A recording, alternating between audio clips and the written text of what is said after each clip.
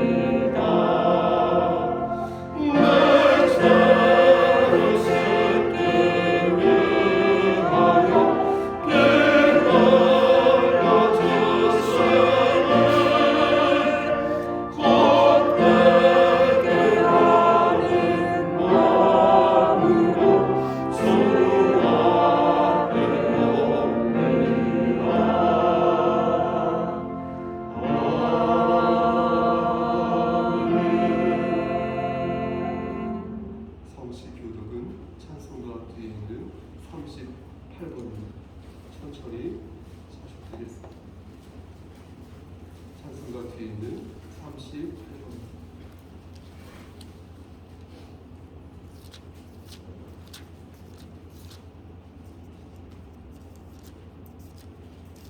지존자여 시편금과 기타와 수금으로 여호와께 감사하며 주의 이름을 찬양하고 아침마다 주의 인자하심을 알리며 밤마다 주의 성실하심을 뵙으니 좋으니이다.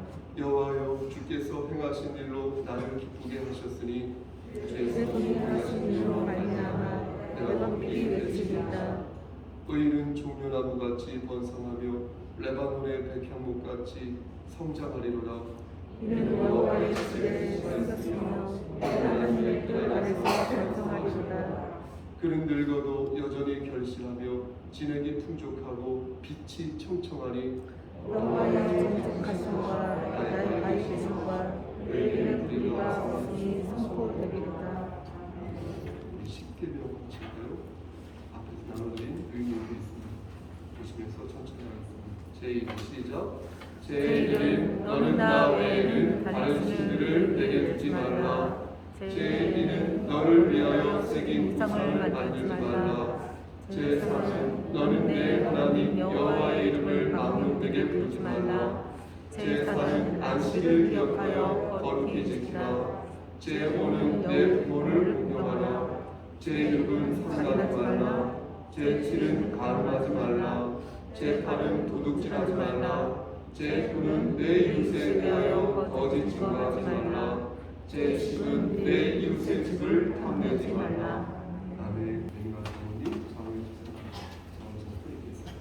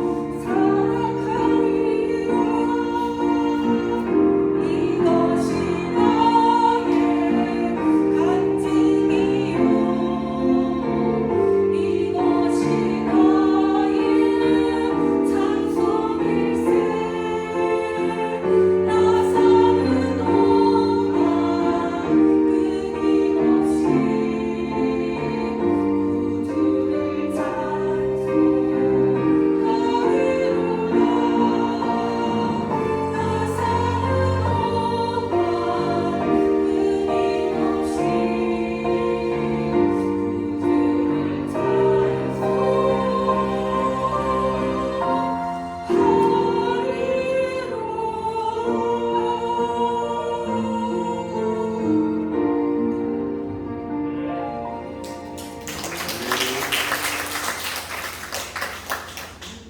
시간 우리를 대표하여서 박승자 권사님 기도 인도하시겠습니다.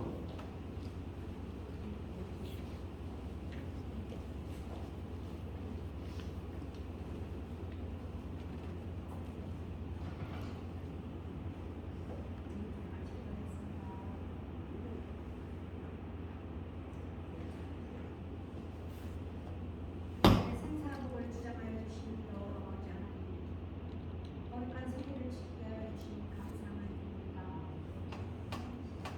우리의 명절인 중추절을 건강하고 행복하게 보내셨는지요. 인간이도 덥고 긴 장마 속에서도 명절 속속 지체를 사랑하여 주셔서 이 자리에 함께할 수 있어 하나님의 긍휼하심을 세상 깨닫게 하여 주옵소서. 날마다 깨어 기도하는 삶 영육간에 감격하여 주옵소서. 담임 목사님, 교회 일로 대외적으로 늘 바쁘시고 힘든 가운데 지쳐 있을 때 하나님께서 힘 주시고 하나님 자비로 일깨워 주옵소서. 장로님과 전도사님, 또한 사모님, 성가대로 봉사하시는 지체들 항상 헌신적으로 활동하고 계시는 것 감사함을 드립니다. 저희들을 힘으로는 갚을 게 없습니다. 전능하신 하나님께서 한없는 은혜로 축복해 주실 줄 믿습니다.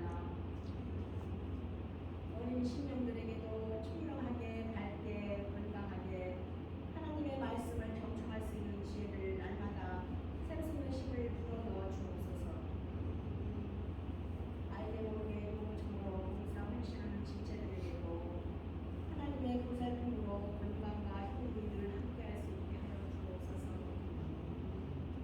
다음 한 주간도 거룩한 삶, 하나님의 말씀을 늘 묵상하며 살아가게 하여 주옵소서. 예수님의 이름으로 기도하옵나이다. 아멘.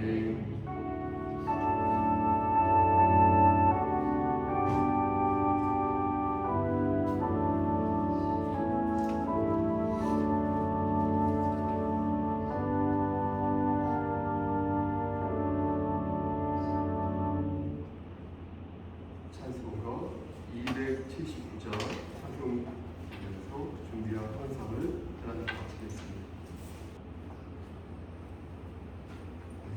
이 시간 성경 공부 시간입니다. 김원 집사님 나오셔서 그 말씀을 성경 반측, 성가대부터 쭉, 맞죠? 네, 고맙습니다. 성경.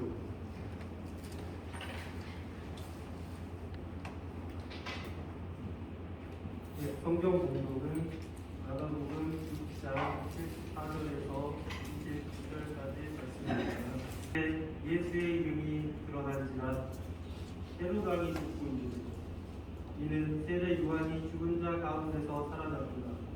그러므로 이런 능력이 그 속에서 일어났느니라 하고 어떤 이는 그가 엘리야라고 또 어떤 이는 그가 선지자니 옛 선지자 중에 하나와 같다 하되 헤롯은 듣고 이르되 내가 목된 요한 그가 살아났다 하더라.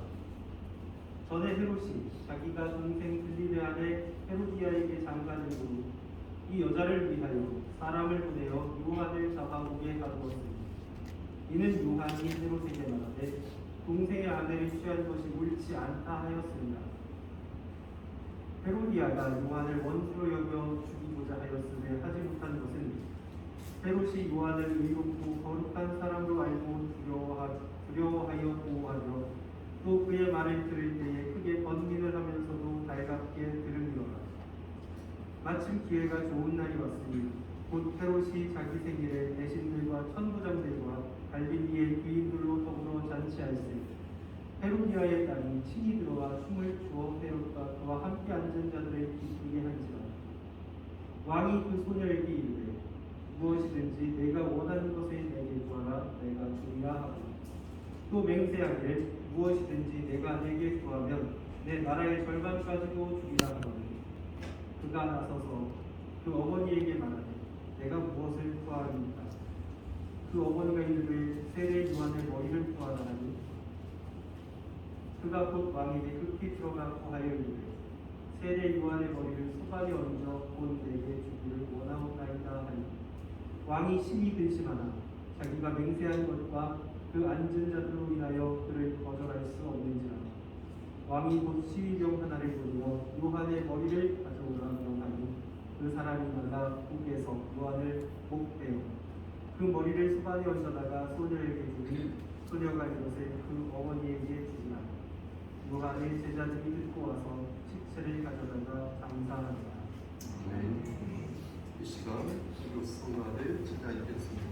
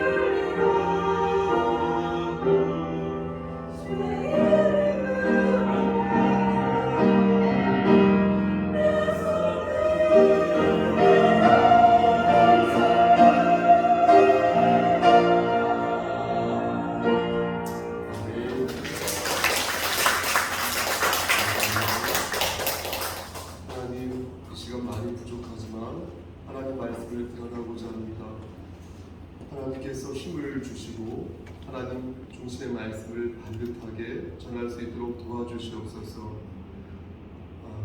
우리 성가대 위에 함께 하시사 우리 반주하고 또 지휘하는 우리 양한나 집사님, 고영지 자매에게 함께 하시사 복의 복을 더하여 주시옵소서. 예수 그리스도의 이름으로 감사하며 기도드렸사옵나이다. 아멘. 그 사람의 말과 행동을 유심히 관찰하면 그 사람의 인격이 드러납니다. 그런데 성격이 파탄났거나 도덕적으로 상당히 문제가 심각한 그런 사람들을 보면 도리어 죄책감이 없는 것을 보게 됩니다. 사람을 죽이고도 고개를 빳빳이 들고 있거나 법을 가지고 장난을 쳐도 그냥 뻔뻔한 모습을 보이는 것입니다. 우리는 그런 사람들을 철면피 혹은 사이코패스 맞나요? 라고 부릅니다. 이들은 자신이 저지른 죄, 범죄에 대해서 죄책감을 갖지 않을 뿐더러 심지어 그것이 옳은 일이라고 생각을 합니다. 그런데 두려운 것은 여러분 아십니까? 그러한 생각과 생각들이 인간이라면 누구나 가지고 있는 생각이라는 것입니다. 저에게도 있고 혹은 여러분들에게도 있을 수 있는 생각이라는 것입니다. 인간의 마음속에는 정말로 형용할 수 없는 악한 것들이 많이 있는데 그것이 마귀에 의해 다스려지면 정말로 무섭게 그것이 작동되는 것입니다. 의식적으로, 의식적으로 나타나는 것입니다. 정도의 차이는 있겠죠. 정도의 차이는 있겠지만 따지고 분석해보면 거기서 거기 같습니다. 비정상적인 욕망이 우리의 마음속에 도사리고 있어서 남이 보지 않을 때 있죠. 그럴 때나 극도로 화가 날 때 혹은 어떠한 상처로 인해서 트라우마가 발생하였을 때 마귀는 이러한 우리의 비정상적인 욕망을 가지고 놀다가 우리를 잡아들이는 것입니다. 여러분 그런 경험하시죠? 여러분 있지 않습니까? 이를 단적으로 보여주는 말씀이 있는데 로마서 3장 23절 말씀이 되겠습니다. 모든 사람이 죄를 범하였음에 하나님의 영광에 이르지 못했다. 이 말씀이 되겠습니다. 그러니까 많이 배웠던 그가 적게 배웠대. 나이가 많든 적든 힘이 적든 간에 인간은 죄를 범할 수 있는 그런 죄인이라는 것입니다. 그러니까 아직 죄를 범하지 않은 상태, 그런 어떤 잠재적인 죄인이라는 말씀이 아니라 이미 죄를 지은 죄인이다. 이만큼 못 봤어요. 아까 기도할 때 그래서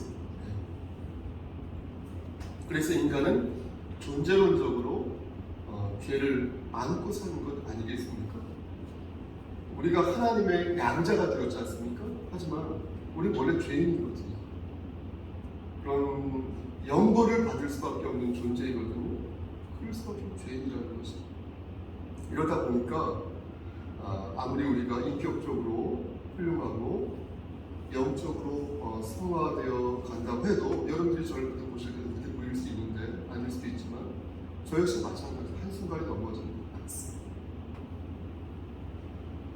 일종의 시한폭탄이라고 생각합니다. 제가 제 자신을 생각할 때도 아니면 자주 넘어지는 왜소한 다리를 가진 어린 아기 정도라고 생각을 하는데 여러분 어떻습니까?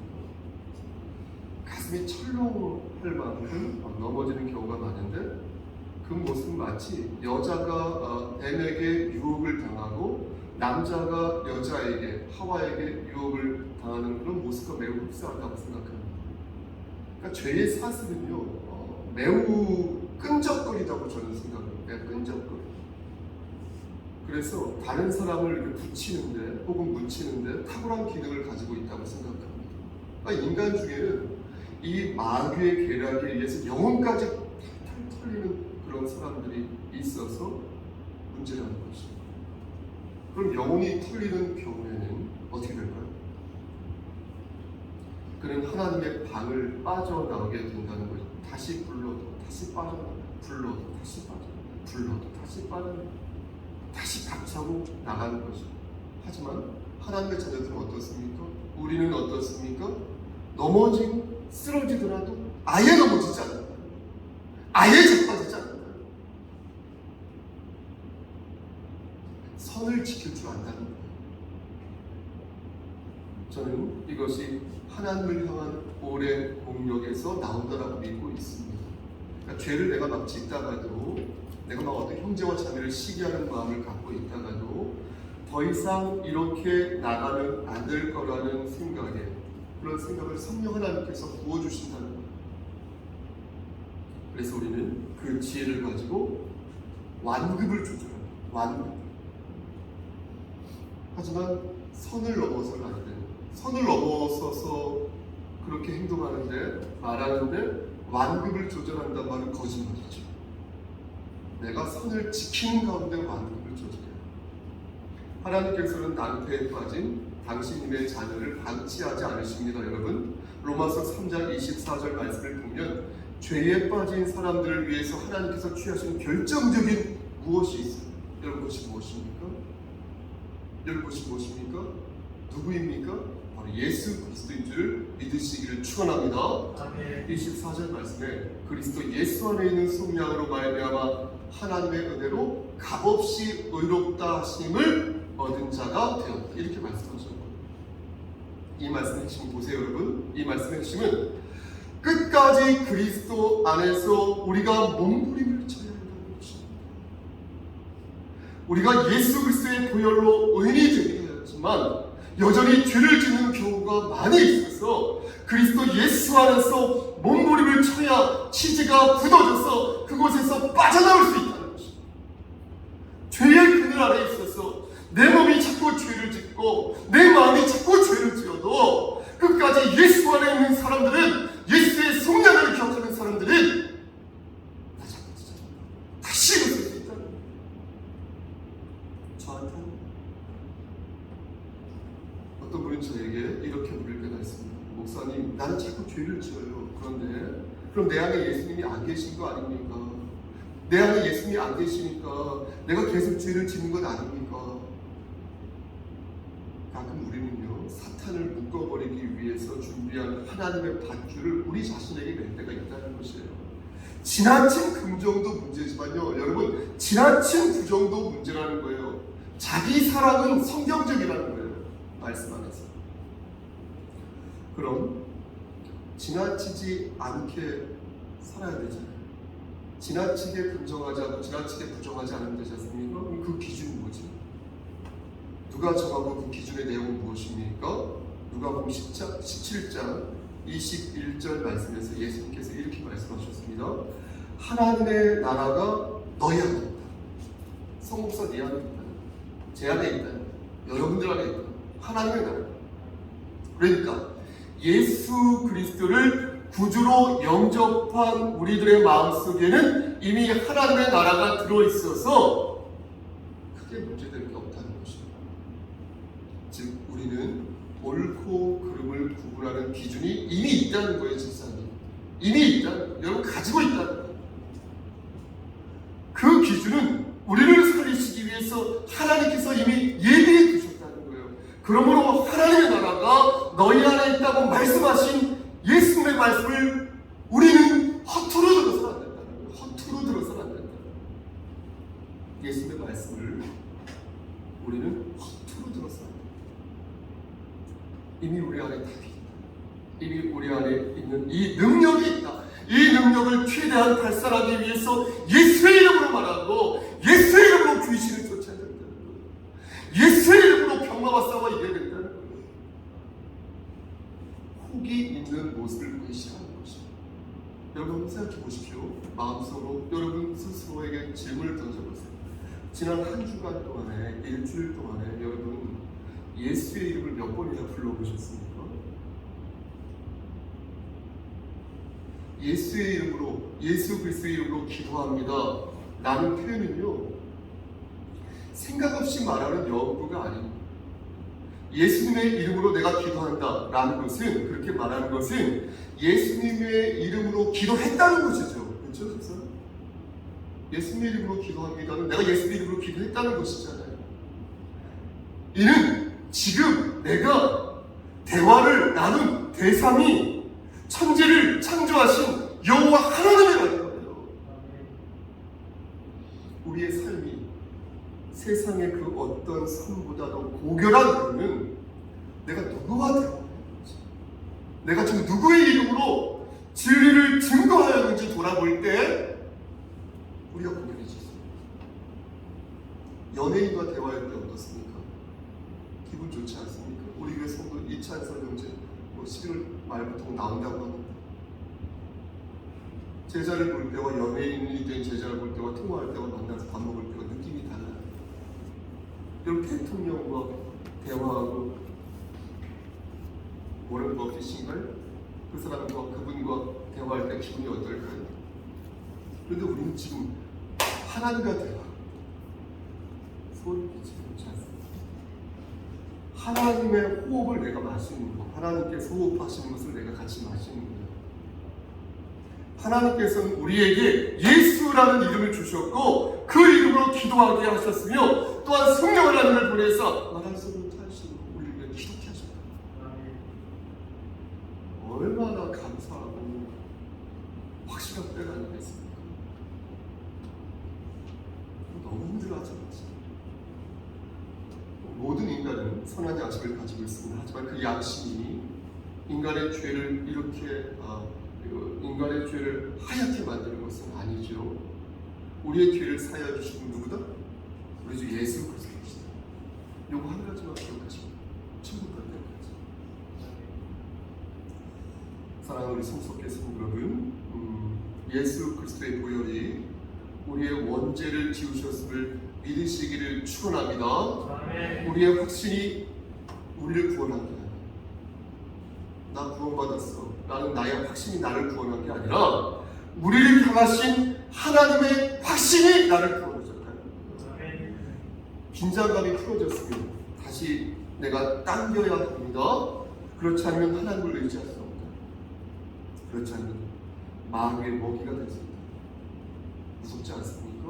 그러므로 지금 어떻게 돼요? 여러분 잘 들으세요. 지금 하나님과 내일 말고 지금 하나님과 대화해야 된다는 거예요. 지금 하나님을 생각해야 된다는 거예요. 지금 하나님의 말씀에서 나를 돌아봐야 된다는 거예요. 지금 말씀을 듣고 지금 찬송하고 지금 기도하고 지금 봉사하시는 거예요. 하나님을 신뢰하면서 우리의 마음을 예배로 반듯하게 표현하시기 위해 노력하셔야 된다는 것입니다. 오늘 본문으로 들어가겠습니다. 오늘 본문을 보면 철면피로 사이코패스 같은 인물이 3명이 나옵니다. 누구죠? 첫 번째 인물은 세례 요한의 목을 자른 어때요? 헤롯 왕이 그렇죠? 두 번째 인물은 세례 요한의 목을 칠 것을 주문한 헤롯의 아내 헤로디아죠. 그리고 세 번째 인물은 헤로디아의 딸로서 세례 요한의 이 머리를 이렇게 소반으로 받아온 여자이니 철딱선이 없는 여자이니 섬뜩한 헤롯의 딸이 되겠습니다. 이 세 사람의 잔인함과 폭력성 우열을 가리기가 어려울 정도입니다. 먼저 헤롯 왕부터 보겠습니다. 말씀 짧아요. 그는 도덕적으로 문제가 많은 사람이었어요. 그는 동생 빌립의 아내 헤로디아와 결혼을 하였는데 이는 윤리적으로나 성경적으로 볼 때 문제가 많았습니다. 물론 성경에는 형이 죽었을 때 그의 동생이 형수와 결혼할 수 있다는 조항이 있습니다. 율법적. 하지만 그것은 형이 죽었을 때 하는 얘기죠. 형이 죽지 않았는데 동생의 아내를 차지하는 것은 율법에도 분명히 죄라고 말씀하고 있습니다. 지금도 마찬가지입니다. 레위기 18장 16절 말씀을 보면 너는 내 형제의 아내의 하체를 범하지 말라. 내 형제의 아내의 하체를 범하지 말라. 이는 내 형제의 하체다. 이렇게 말씀하셨습니다. 그런데 헤롯이 그러한 하나님의 말씀을 거역한 것입니다. 동생이 살아있음에도 불구하고 제수씨 맞죠? 제수씨를 자신의 아내로 맞이했으니까 그 죄지. 큰 죄죠. 그런데 여러분 잘 들어보세요. 어느 누구도 그게 큰 죄라는 사실에 대해서 말하지 않았다는 것입니다. 이것이 하나님 앞에서 큰 죄라는 사실, 큰 죄가 된다는 사실을 알고 있었음에도 불구하고 용기 있게 나서서 지금 당신이 잘못된 길을 걷고 있습니다 라고 말하는 사람이 없었다는 거예요. 오늘 세례 요한만이 그렇게 말했다는 것이에요. 아무도 헤롯의 바보 같은 어처구니 없는 행동에 이의를 제기한 사람이 위정자들이 없었다는 것이에요. 세례 요한은 계속해서 헤롯의 잘못을 지적하였고 이에 격분한 헤롯과 그의 아내 헤로디아는 세례 요한의 목을 잘랐습니다. 헤로디아는 말씀드린 것처럼 세례 요한을 죽이고 말았습니다. 죽이고 싶었습니다. 하지만 헤롯 왕은 그렇게 하고 싶지 않았습니다. 사실은. 왜냐하면 20절 말씀을 보시겠습니까? 20절 말씀을 보니까 어떻습니까? 헤롯 왕이 이 요한을 의롭고 어때요? 거룩한 사람으로 보고 있어서 그가 말씀을 전할 때 상당히 고민하면서도 그 가르침을 달게 받았다는 것을 알 수 있지 않습니까? 하지만 그렇다고 해서 헤롯이 죄에서부터 완전히 돌아선 것은 아니었습니다. 그러니까 헤롯 왕은 여전히 사탄의 괴울에 노란하고 있었고 그 괴울에 누가 있었어요? 아내 헤로디아가 있습니다. 그래서 가만히 보면 누가 왕인지, 왕이 왕인지 왕의 아내가 왕인지 헷갈릴 정도로 큰 힘을 그녀는 발휘하였던 것입니다.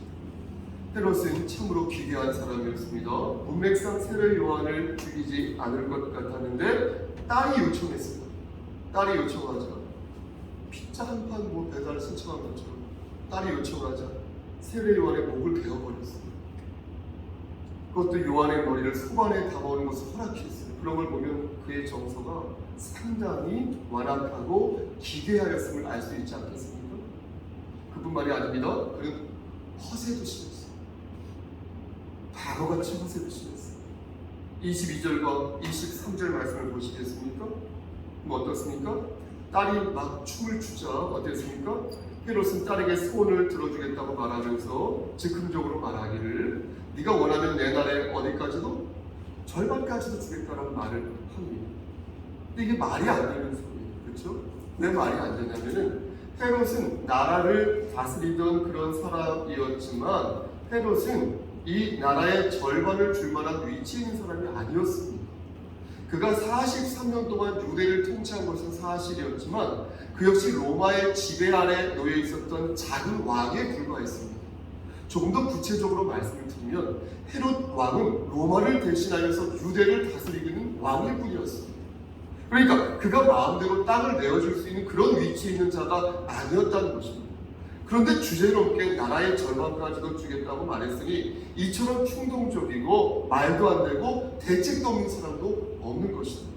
그러니까 유유상종이라 그렇고 그런 사람이 그렇고 그런 여자를 만나서 결국 그렇고 그런 딸을 낳았다. 그래서 요한을 죽이는 참사까지 피고 만 것입니다. 헤롯 왕은 세례 요한을 죽이고 나서 정신적으로 불안함을 느꼈습니다. 그는 모든 기이한 일에서 누굴 봤어요? 세례를 봤어요. 모든 일에서 세례 요한이 보였던 것 같습니다.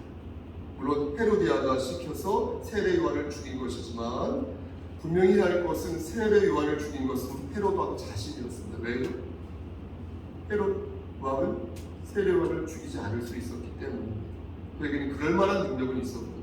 나라의 절반은 줄 수 없었으나 충분히 세례 요한을 살릴 수 있는 능력이 있었습니다. 결국 그는 세례 요한을 목에 가두었고 그를 죽이겠다 한 것도 자신의 결정이었기 때문에 정서적으로 불안감을 느낀 것입니다. 그는 세례 요한을 죽인 뒤에 어떻게 됐어요? 죄책감에 빠졌어요. 이상 증세에 시달린 것입니다. 성경은 믿음의 분량을 말합니다. 믿음의 분량에 따라서 우리의 책임이 달라집니다. 여러분 잘 보십시오. 축복도 마찬가지예요. 축복 역시 여러분들이 가지고 있는 그 믿음의 분량과 비례합니다. 믿음의 분량이 큰 사람들이 있죠. 그런 사람들은 복도 많이 받습니다. 그릇이 크니까. 하지만 동시에 여러분 들어보십시오. 그런 사람들은 책임도 크다. 그러니까 믿음의 분량이 크면 복도 많이 받지만 책임도 크다. 믿음의 분량이 작은 사람은 복을 적게 받지만 그만큼 책임은 적다. 라는 것입니다.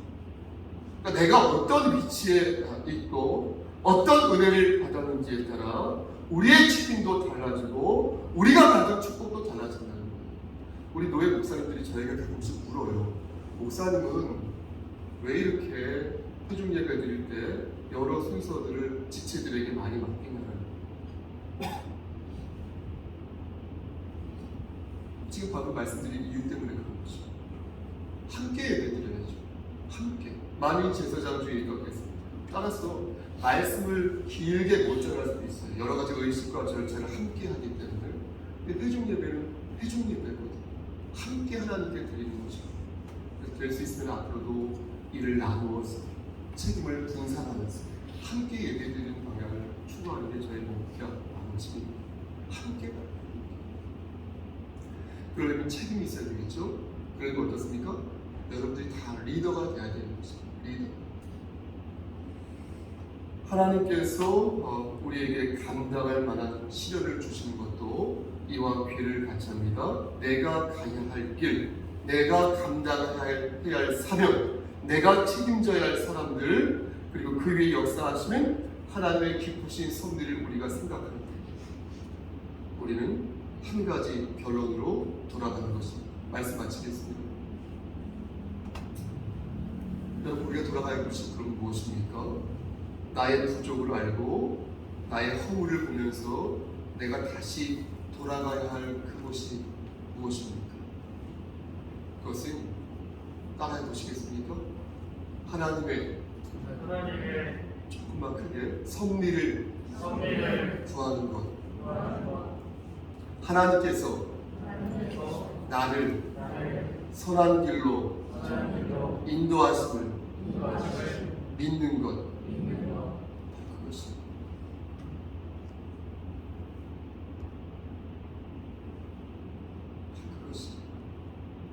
저는 제가 우리 성서교회 드릴까 말까 하다가 말씀드립니다. 저는 제가 우리 성서교회 담임 목사인 것에 대해서 후회해 본 적은 없어요. 하지만 제가 우리 성서교회 담임 목사여서 우리 교회가 부흥이 양적으로 안 되는 것일까라는 생각은 늘 하고 있습니다. 만약에 다른 분들이, 다른 목사님이 담임 목사였다면 우리 교회 성도들을 더 많이 건사하고 섬기고 또 이 교회가 더 부흥될 수 있지 않았을까 하는 생각은 수천 번, 수만 번 하고 있습니다. 하지만 동시에 저는 말씀드린 것처럼 하나님의 섭리를 구하면서 하나님께서 나를, 여러분들을, 이 교회 공동체를 선한 길로 인도하여 주실 것을 또한 믿는 것입니다. 누구를 원망하기에 앞서 나의 부족함을 인정하고 나의 능력과 나의 지식과 경험을 과시하기에 앞서 나의 부족한 허물을 인정하며 하나님께 은혜를 구하는 모습, 그것이야말로 진정으로 하나님 말씀 안에서 기름 부음을 받은 주의 종이라는 모습이라고 생각하는 것입니다. 사람들은 예수님을 보고 엘리야가 아닌가, 혹시 선지자가 아닌가 말을 하였습니다. 여러분들은 그 모습을 보면서 어떠한 생각을 하십니까? 저는 그렇게 말하는 사람들, 그 사람들의 모습을 보면서 그 사람들의 그릇을 봅니다. 저 역시 제 그릇을 보고요. 예수 그리스도를 보고 엘리야라고 말했던 그 사람들의 수준, 예수 그리스도를 보고서 선지자 중에 하나라고 말했던 그 사람들의 수준이 보입니다. 헤롯 왕의 수준은 어떠하였습니까? 그는 예수 그리스도의 능력을 보고 그를 세례 요한이라고 생각했습니다. 자기가 목을 벤 세례 요한이 살아서 예수라는 사람 속으로 들어가 저렇게 능력을 행사한다라고 생각했습니다. 여러분, 이것이 헤롯 왕의 그릇이 것입니다. 사람들은 헤롯 왕이 미쳤다고 생각했겠지요. 예수님을 보고 엘리야나 선지자일 거라고 말했던 그들도 헤롯 왕의 정신이 이상하다고 생각했을 것입니다. 하지만 우리가 볼 때에는 그들 모두가 이상하게 보일 것입니다. 왜냐하면 우리는 말씀을 통해 이미 예수 그리스도께서 어떤 분이신지 알고 있기 때문입니다. 그렇다면 들으십시오. 이제 2022년 9월을 사는 지금 이 땅에 있는 많은 교회들과 성도들을 보면서 여러분들은 어떤 마음이 드십니까? 혹시 그들이 이상한 놈들처럼 보이지는 않으십니까? 혹시 그 교회가 이상한 교회라고 생각되어지진 않으십니까? 혹시 그 목사가 이상한 목사라고 보여지지는 않으십니까? 아니, 저의 모습이 이상해 보이고 거울에 비친 여러분들의 모습이 혹시 이상해 보이지는 않으십니까? 혹시 그 모습 속에서 헤롯 왕과 그의 아내 헤로디아와 그의 딸의 모습이 여러분 혹시 보이지는 않으십니까? 사랑하는 우리 성서교회 성도 여러분, 결론은 개혁은 나로부터 시작되어야 한다는 것입니다. 회개와 간구욕심, 나로부터 시작되어야 한다는 것입니다. 이 교회에서부터 시작되어야 한다는 것입니다. 내 손과 내 팔과 내 입과 내 모든 일거수 일투족에서부터 시작되어야 한다는 것입니다. 그래서 저는 부끄럽지만 오늘도 여러분들에게 권면하는 것은 내 안에 있는 죄성을 경계하고 하나님의 긍휼하신 은혜를 더욱 사모하는 여러분 되시기를 소원하는 것입니다. 하나님의 사랑이 여러분과 함께 하시기를 소원하면서 끝까지 주님과 동행하는 여러분 되어서 천국에 안착하시길 우리를 죄에서 구속하여 주신 저주 보시고요 주 예수 그리스도의 받들어 간절히 축원합니다. 아멘. 기도하십니다. 하나님, 지난 한 주 동안 저는 내 마음속에 있는 내 모습 속에 있는 헤로디아와 그의 딸의 모습을 보았습니다. 하지만 좌절하지 않고 절망하지 않고 다시 독수리의 날개짓을 할 수 있는 것은 하나님께서 나와 함께 하시고 나와 체결하신 그 언약을 믿기 때문입니다. 사랑하는 우리 지체들도 그 언약을 믿을 수 있도록 하시고 다시 말씀 안에서 독수리의 날개짓을 할 수 있도록 저들의 삶을 선도하여 주시옵소서. 모든 말씀 예수님의 이름으로 감사하며 기도드렸사옵나이다. 아멘.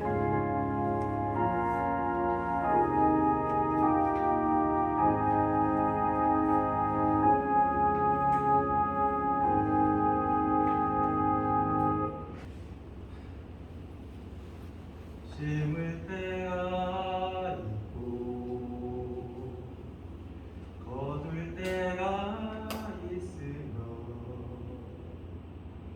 울 때가 있고 웃을 때가 있으니 지킬 때가 있고 버릴 때가 있으며 찾을 때가 있고 잃을 때가 있으니 주가 하시는 일을 시작과 끝은 증량할 수 없으나 지으신 모든 것 때를 따라 아름답게 하셨네. 때를 따라 주시는 그 손길에 때를 따라 지으시는 은혜에 오늘도 내일을 살아가네.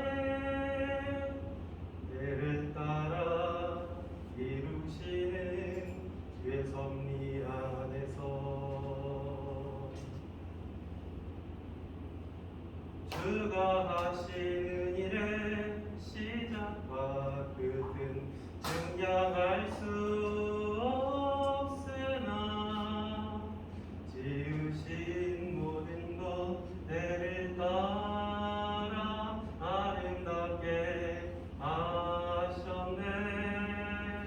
때를 따라 주시는 그 손길에 때를 따라 도우시는 은혜에 때를 따라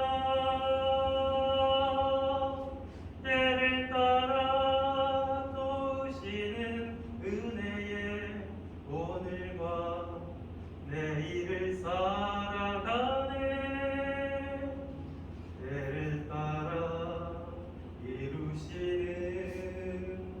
때를 따라 이루시는 주의 섭리 안에서 살아가리. 주의 섭리 안에서. 네.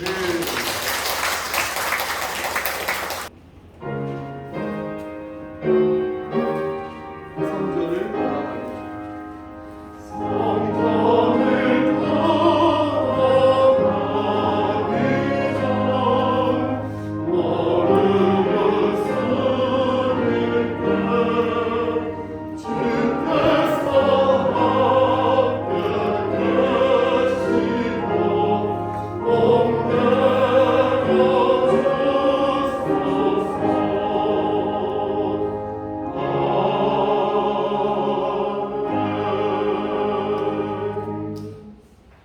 이제는 우리를 죄에서 구속하여 주신 우리 구주 예수 그리스도의 은혜와 아버지 하나님의 만극하신 그 사랑하신 것, 성령 하나님의 교통하시고 인도하시는 모든 역사하심이 우리와 맺으신 하나님의 그 언약을 신뢰하며 끝까지 천국 백성으로 살아남아 하나님께 영광 돌리며 우리가 서 있는 그 자리에서 예수의 향기를 바라기를 소원하는 여기 모인 성도와 그들의 가정과 이 재단과 이 나라 위에, 그리고 비대면으로 함께 예배드린 지체, 그리고 심신에 약한 우리 지체들 머리머리에 하나님의 사랑하심이 세세토록 함께 계실지어다. 아멘.